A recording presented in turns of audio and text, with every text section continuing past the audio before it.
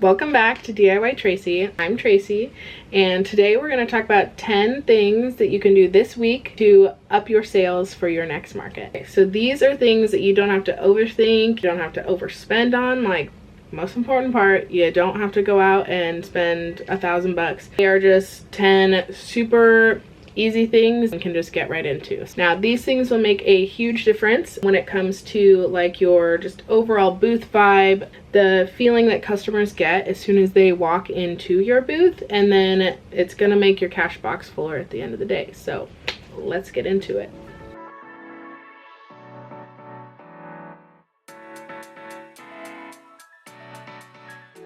Okay, so this first one's gonna be simple, but I promise it's important and it'll put your mind at ease. So you're gonna wanna make yourself a market essentials list. Like, literally, I give myself one every single market. Even though I'm a seasoned professional, I write down everything that I need to bring with me. Literally, I put my product on the list. Like, sometimes I've forgotten some product. So you want to put every single thing that you want to bring and that is important for you to be successful on your list. Don't forget a single thing, okay? Even if you're not a list person, make a list. It doesn't have to be pencil and paper. Even if you want to put it in your notes on your phone, just make yourself a list. I promise you won't regret it. Listen, this list is going to help you pack the car faster, and it's going to give you much less anxiety thinking, I think I forgot something, but I don't know. And then you get there and then you realize you actually did forget something. So just eliminate the anxiety and make yourself the list. Seriously. So second thing you want to do is you want to pack yourself an emergency toolkit. So I literally use like a pink tackle box, okay? Like, it's literally like a fishing tackle box, and it's super cheap. I think I got it for like $5.12, something like that. I wouldn't have spent more than $20 on it, I promise you. But it is going to be something that you have right next to you, and you know that, oh shoot, I need a zip tie. It's gonna be in your emergency kit.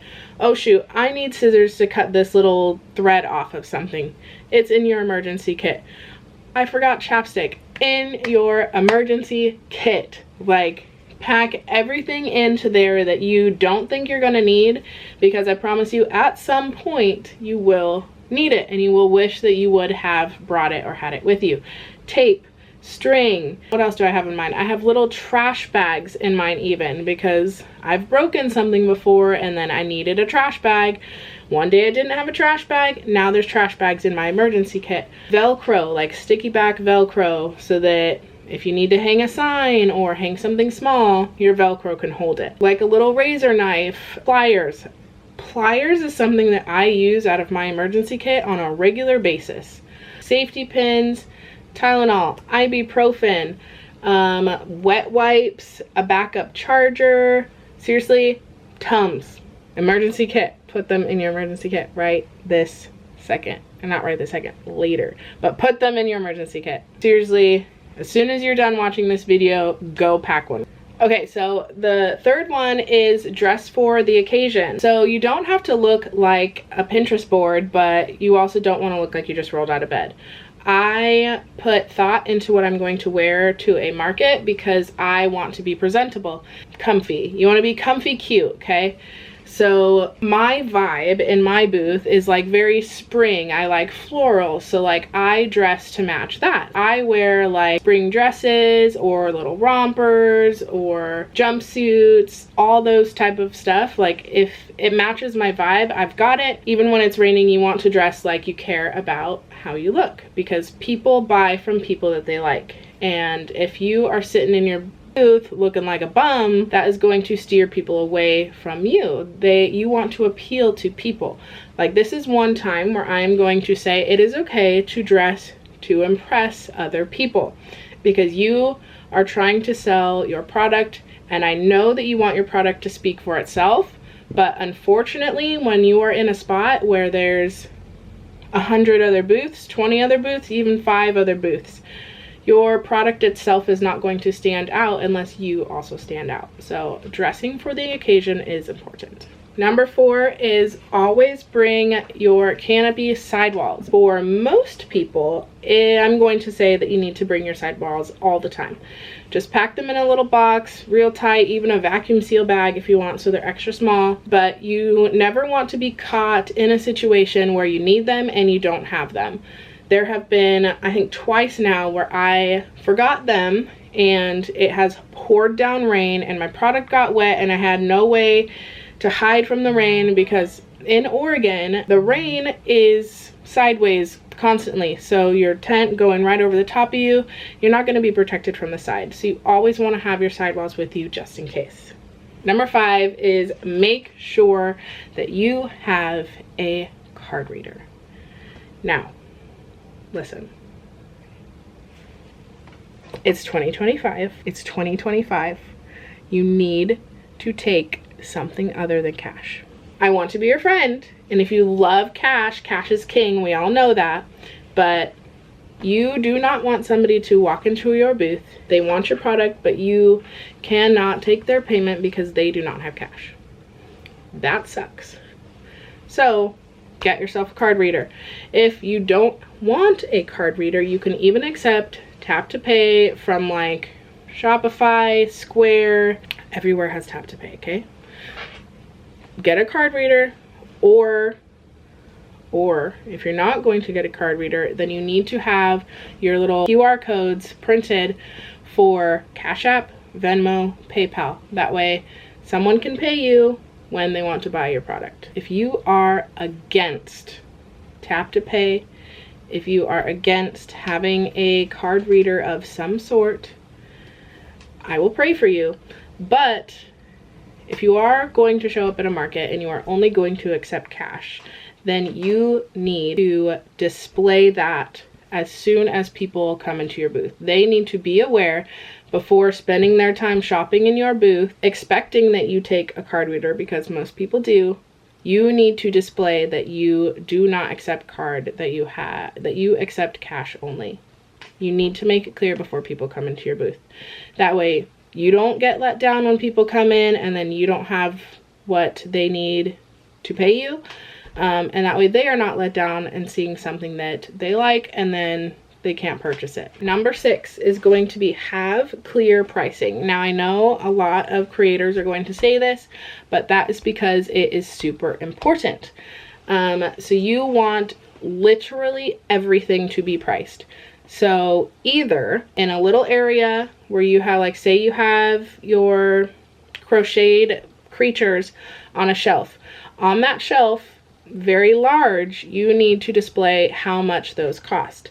That way, when people pick it up, they automatically know. That way, when people pick up said item, they are going to know right away how much it costs. People are much less likely these days to ask you how much it costs. People don't want to talk, and so they just won't even ask. They won't even ask. They'll just set it down and they'll walk away from it. So you want to have your pricing super, super clear, and you want to display it well. My suggestion is that you print out your pricing. So I print out super simple little white cards, like 5x7. And they say the name of the item in big bold letters, and then they say in black what the cost is. That's all that it says on there. That way no one has to ask me how much something costs, because it is clear to them as soon as they enter the booth what the pricing is. There have been times where I forgot all of my pricing cards, and so I had no way of displaying what everything costs. And so I got to experience firsthand on multiple occasions how important it is, because people did not ask me. There were people who loved a product so much that they just bought it no matter what it cost. But there were very many people that would come in, love something. I'd see them like look around, look at the bottom, try to look around the booth and see if they could see it. Couldn't see it, and so they put it down and left. Not everyone is going to ask you how much something costs. And as much as you want your product to speak for itself and you want people to love it and not care how much it costs, people care how much something costs. It's 2025 and people care. Have your pricing super big, super clear, so there's no questions. Even if you want one of those like pricing menus where all of your prices are in one spot, then maybe even have a sign that points to that. That way people know exactly what things cost. So number 7 is, have you ever heard that term like meet and greet, like you pay extra type of thing? Well, my number 7 is going to be greet but don't meet. So what I mean by that is, when you're standing in your booth and people are coming in, you make eye contact with them, you want to say hi. You want them to know that you know they are there. Say someone comes in the booth, they're looking at something, they make eye contact with you. Most people are going to look around to see who owns the booth, who made the stuff that's in there. They're going to make eye contact with you. You want to say hi. You don't want to just sit there on your phone, but you also don't want to hop up and be like, hi, how can I help you? You know, my go-to is, hey, how's it going? They're like, good, end there. End it. That is all. We're doing a greet, we are not meeting. Here's how I think of it, okay? When you're on a hiking trail and you're passing somebody, you make eye contact with them, you say hi. You're not gonna ask them about their life. You're not gonna be like, ooh, it's rainy today. You're not like, no, you're passing them and you're saying hello. I have learned, and even going to markets myself, I don't want people to jump on me. Like, I don't want people to jump down my throat telling me about everything they've made and the whole spiel. I don't want the whole spiel. Like, I want to come in and look for myself. That's the same with any type of store. That's the same with Nordstrom, wherever you go. I don't want people coming up to me and like trying to sell me their product, because to me that just feels very forced and it feels very needy. You don't want to come across as needy, but you also don't want to sit there on your phone the whole time not acknowledging that there's people around. So I like to find like a happy medium in between, because people also don't want to feel like you're staring at them while they're trying to shop, because that's super uncomfortable. Like, as uncomfortable it is for you to like stare at somebody not talking to them, it is super uncomfortable for them as well, and they're going to feel pressured and they're going to leave. Like, nobody wants you hovering over them. So find that happy medium. Be engaging but not pressuring. If they have questions, they will ask you. Or if they're in the booth for a little while and they're seeming engaged in what it is you are making, maybe then acknowledge or ask them if they have any questions or something like that. But do not jump down somebody's throat as soon as they walk in your tent. Don't do it. Greet, don't meet. Be chill, be warm, be friendly, but also don't be standoffish. Don't be a car salesman either. So number 8, I'm gonna say, is you want to front load your best sellers. If you don't know what your best seller is yet, then front load whatever the item is that you want to sell the most of, the thing that you want to be your best seller. You want people to see it first thing. It's like, if you have a table out in the front, put it there. But also put that item that is the most important to you, put it in multiple places throughout your booth.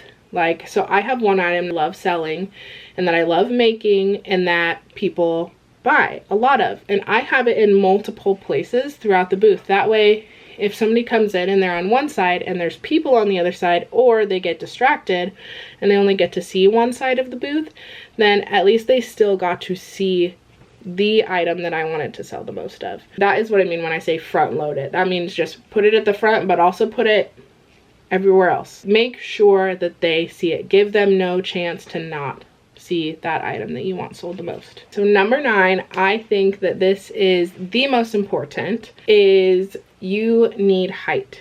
So height is king or queen, whichever is your preference.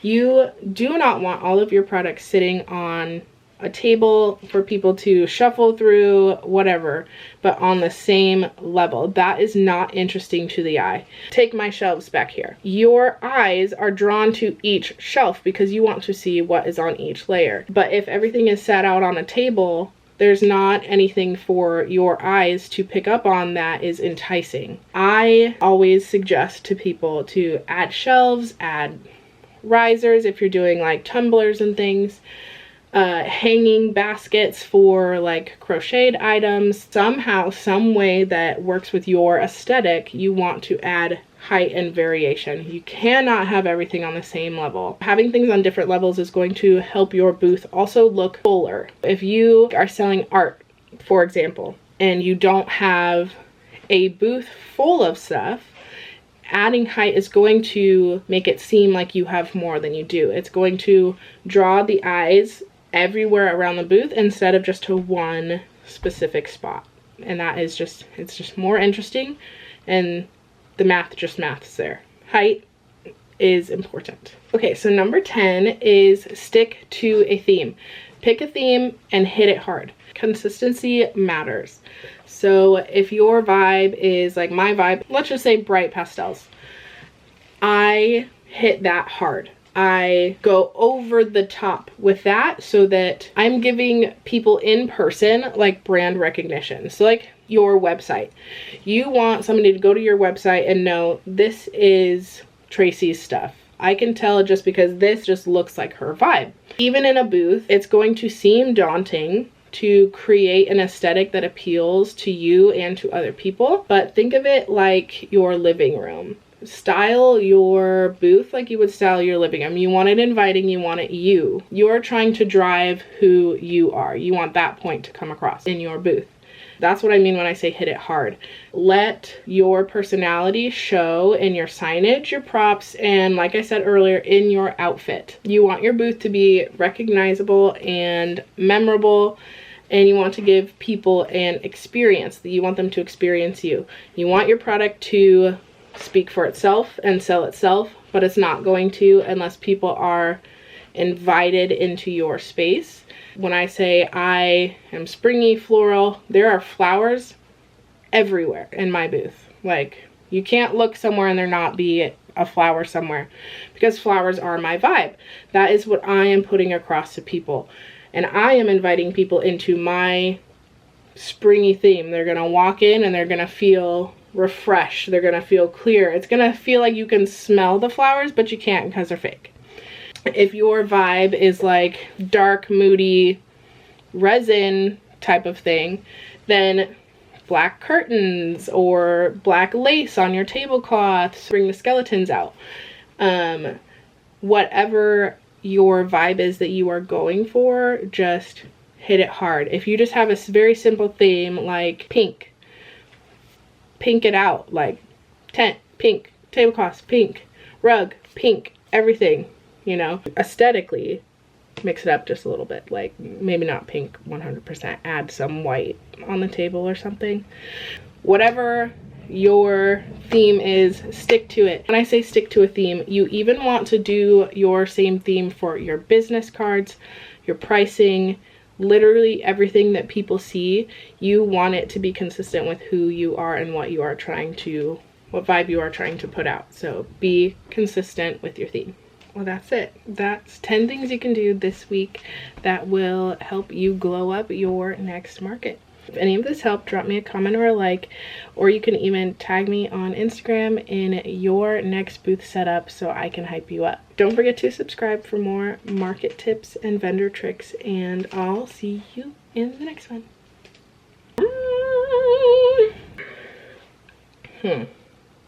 See, and ooh.